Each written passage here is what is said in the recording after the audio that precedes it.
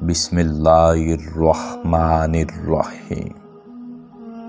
اللہ کے پاک نام سے شروع، جو بڑا مہربان نہایت رحم والا ہے۔ جس نے خدا کو سمجھا اس نے ہر چیز کو سمجھ لیا۔ جس کو خدا تعالی سرفراز فرماتا ہے وہی شاہ دلاؤتا ہے۔ منزل تب ملتی ہے جب آدمی اپنے آپ کو منزل کی تلاش و طلب میں فنا کر دے۔ جو مخلوق سے نا امید نہیں ہوتا اس کا دل طمع سے نہیں بچ سکتا۔ جس کو اللہ تعالیٰ کے حضور حاضری کا خوف نہیں اس کا دل حرام سے نہیں بچ سکتا۔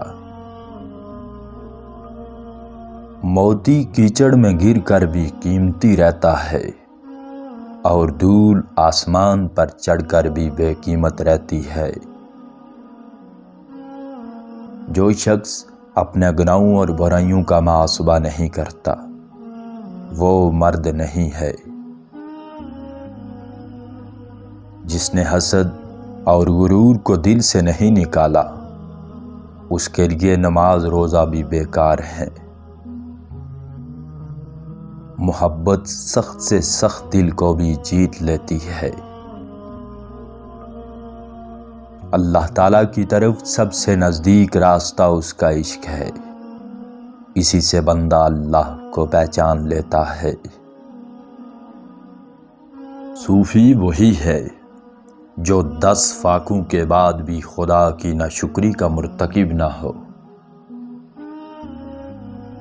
ہمیشہ 3 چیزیں مصیبت میں مبتلا کرتی ہیں: طبیعت کی بیماری، ایک ہی عادت پر قائم رہنا اور بری صحبت۔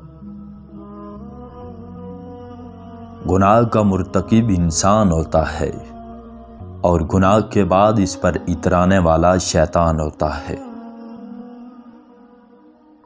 اللہ والوں کو دنیاوی عیش و آرام اور آسائشوں سے نفرت ہوتی ہے۔